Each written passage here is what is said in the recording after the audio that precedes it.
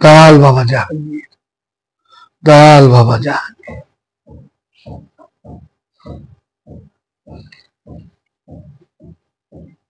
মহানবী হেরা গুহায় 15 বছর 1 মাস 19 দিন ছিলেন একা। শুধু মায় খাদিজাতুল কুবরা খাবার নিয়ে যাইতেন। তো সেই হেরা গুহায় 15 বছর 1 মাস 19 দিন থাকার পরে মহানবী সেখানে কোরআন নাজিল হইল, আল্লাহর ওহী সেখানে আসলেন।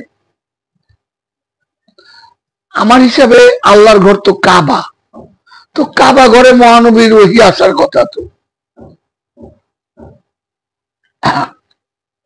আল্লাহর ঘর কাবা, কাবার মধ্যে ওহী না আইসা মহানবীর ঠিক ওই 15 বছর 1 মাস 19 দিন হেরা গুহায় ছিলেন, সেখানে সে কি ইবাদত করছেন আমরা কেউ দেখিনি। তাহলে ব্যক্তি কেন্দ্রিক ইবাদত এই মুহূর্তে বাবা জাহাঙ্গীর আমারে বুঝতে দিল, ইবাদত ব্যক্তি কেন্দ্রিক। কারণ ওখানে কেন মহানবী একা হজ করতে গেলেন?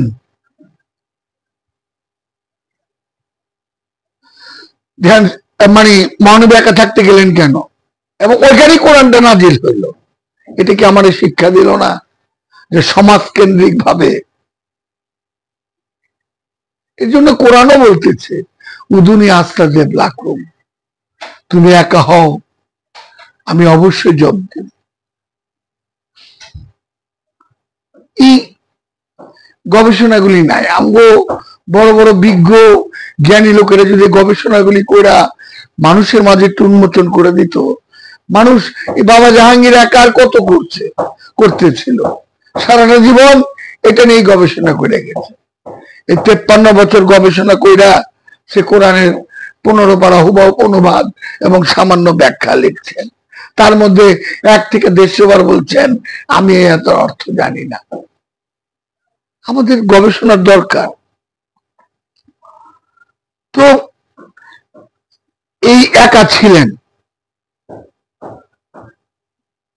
আচ্ছা, দেখেন তো মা খাদিজাতুল কুবরারে, কুরাইশ বংশের সবচেয়ে ধনী, সে প্রতিদিন আমার মহানবীর লেগা 39-40 বছর বয়স 2500 ফিট জামানুর পর্বতে খাবার নিয়ে যায়। একটু চিন্তা করেন না, আমার পোলাপান যাইব, আমার বউ যাইব, আমার খাওন দেয় 4 দিন যাইব, 5 দিনের দিন আমার বউ করবো, আমি পারুম না তোমার খাওন দেয়। কোন ধরনের বঙ্গছ না করবো না সুমন কথাটা?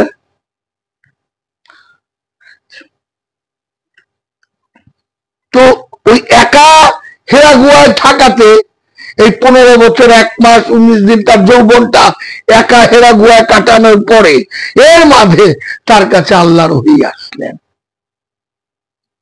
তার ইবাদত তো আমরা চোখে দেখিনি। সে কি ইবাদত করছে?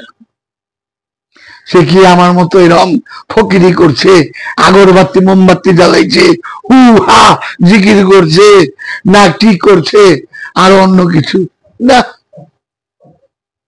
তাইলে প্রেম। তাই কোরআন বলতেছে প্রেমিকের উপরে কোনো ফতোয়া নাই। একটু লক্ষ্য করেন তো, একটা জায়গায় মুরিদ, খলিফা, খেলাফত নিয়ে কোনো কথা আছে? আত্মসমর্পণ করো। কোরআনে আছে ওয়াকিলা, উকিল ধরো। সে উকিল কি? আমি তো আমার বৈষয়িক মোহের মধ্যেই, বৈষয়িক মোহ তো আমার উকিল, এই দুনিয়ার চাকচিক্য তো আমার উকিল, এই গাড়ি বাড়ি এই কত কিছু দরকার এই আমার উকিল। ইবাদতের মধ্যেও অহংকার থাকে। এই আমি সাধক। আজকে আমি এক ভাইয়ের মুখে শুনলাম, আমাদের বাড়িতে মাটি কাটতেছিল বিল্ডিং করার সময়, এক ভাই তারে বলতেছে ভাই তুমি এইটাটা একটু ধরো আমি একটু উঠি। কথা না আমি এগুলোর মধ্যে নাই। সে কিন্তু একজন সাধক, সাদা কাপড় পরে থাকেন। দেখেন, নিজের সমালোচনা না করলে তো শিখা যায় না। আচ্ছা যা।